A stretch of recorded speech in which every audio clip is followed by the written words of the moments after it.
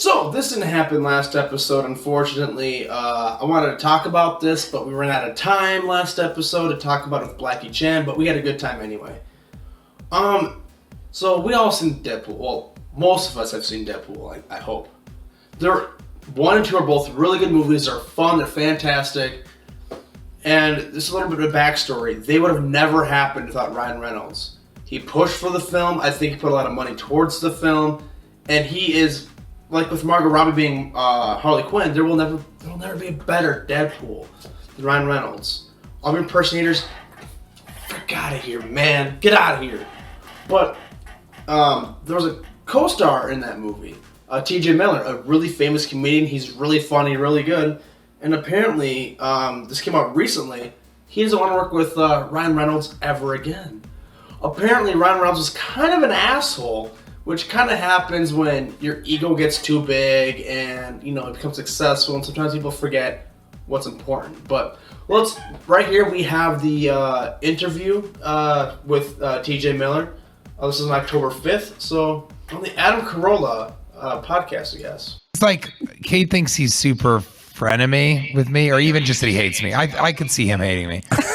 But I said on Hot Ones, I went on Hot Ones and I said that, what was great about Deadpool is they covered up his handsome face because he's so distracting. He must know this, but it's so distracting to look at him, and guys don't want to laugh at him because he looks like the guy that fucked your high school girlfriend. Mm-hmm. And then girls don't really want to laugh at him. They just think he's cute, so they'll just look at him. Like Ryan Gosling. Fair. Girls don't care if he is talking or acting. Accurate. Yeah, so exactly. So I think, but he's such a good comedian that when you cover his face, he's so quick, he's so funny. So I love him as a comedian. But I think after he got super, super famous from the first Deadpool, then things kind of changed. I think he was like, see, you guys see. And then I think I don't know. I mean, would I work with him again? No. No, he's going to name off a situation, but I guarantee you there's been more than one situations. Because it's, these things add up over time, I would not work with him that again. much vitriol. But I've said that about Michael Bay, and now we're friends, and I would work with him again. But I think Michael Bay is different. And Michael Bay worked on a movie with Ryan Reynolds also.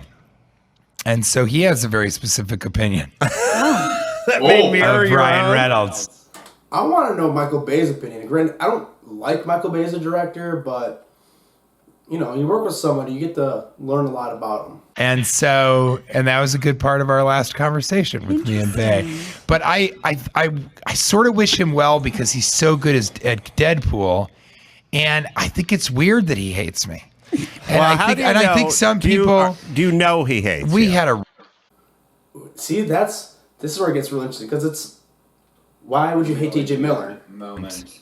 Look at this guy. Really weird moment on Deadpool where he looks like Napoleon Dynamite if he was like 14% more attractive and less awkward. And then as the character, he was like horrifically mean to me, but to me. Cathartic. As if I'm Weasel. Right. Mm-hmm. So he was like, what's great about you, Weasel? You're not the star, but you just, you do just enough exposition that it's funny, and then we can leave and get back to the real movie. So he's riffing. Well, he's right.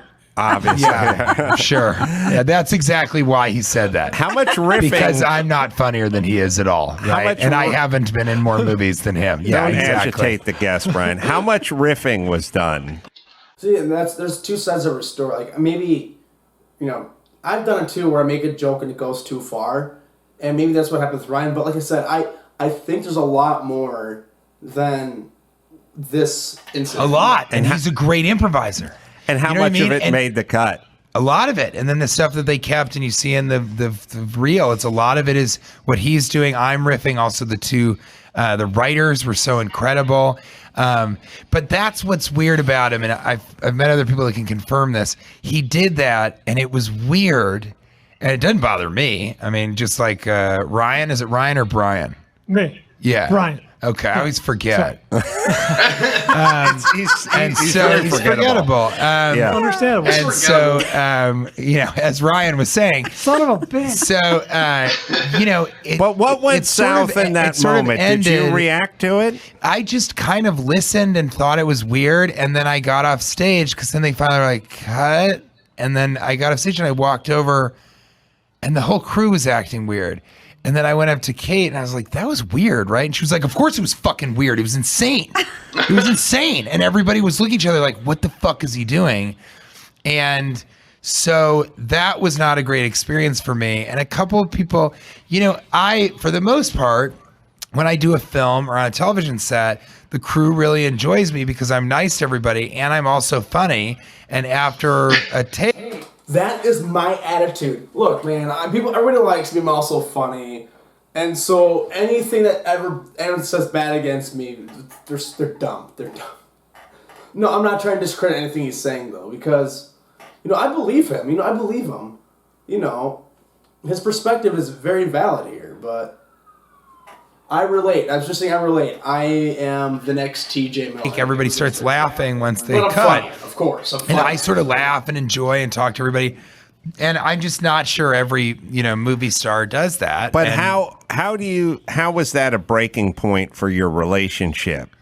Because why would he do that? And why do I want to work with somebody? He did it, but did you call him out or did you have a discussion with him? No, what would be the use of that? And it would be so easy to deny. Like, I don't know, I'm just trying something new. I'm not talking. Yeah, that's why he did it like that. But you felt it coming from him. Everybody did. That's why it was awkward. Everybody was like, why is Ryan doing this? And the other weird thing is like, being a bully. Maybe he got, I think he's kind of an insecure dude. He's really nice, but I mean, his Twitter bio is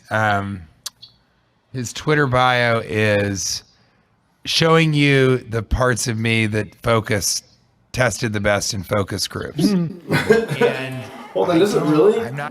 Is it really? No, I'll look up in a bit. Okay. I think that might actually be his real sentiment there. But again, he's so funny, and he did this movie, and he's worked so hard to get this movie made, and it's people's favorite movie. I mean, it's a damn good movie. Level movie. It's really.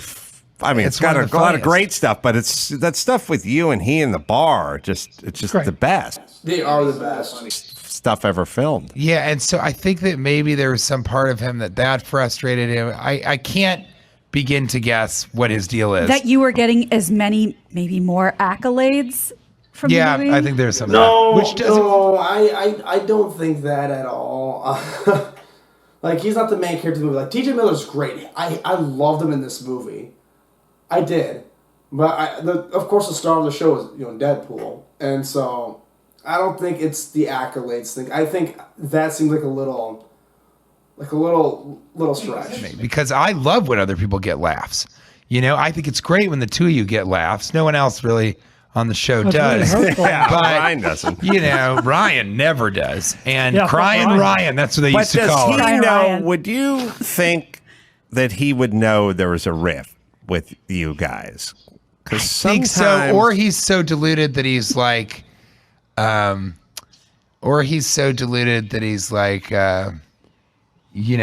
loves me. I don't want to show the whole video because I don't want to rip off the whole thing, but yeah, that's really interesting. And by the way, the Adam Carolla podcast, this is actually a pretty decent podcast. I've watched other stuff from these guys in there. They're fairly interesting. They're interesting guests, and they ask good questions. They're great interviewers. And so, yeah, I wish I had the interviewing skill of these people. Like, they're fantastic. Absolutely fantastic. So, yeah, according to him, if what he's saying is true, which I assume is true, I honestly don't think, from what I've heard so far, it doesn't sound like Ryan Reynolds really hates him. I think Ryan Reynolds just kind of let his douchiness come out a little bit. And it hurt him, obviously. And, it's, I think he's just kind of staying the high point. Because I've done this, too, where it's like I didn't realize I was being a complete asshole to somebody. And I think we all do it. So I don't think Ryan Reynolds hates him. I just think... I feel this is just a big misunderstanding. And I have a feeling with this coming out... Ryan Reynolds or something's gonna happen between these two. So, yeah. So that's my opinion. What's yours? And subscribe, like, comment. Let me know what you think. I'll see you guys in a podcast on Tuesday at 7:45. And be more Vibe Box bits coming out. And I'll see you guys next time. See ya.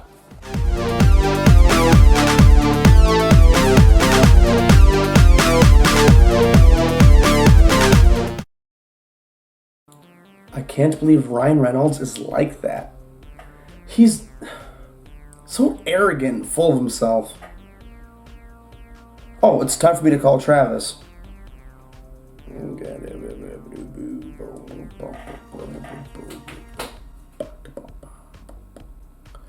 Hey, buddy. How's your day going? Good.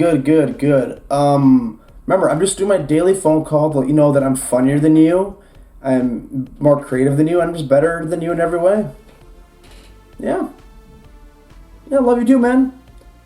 Yeah, I know, I am the nicest guy who ever lived. All right, peace out.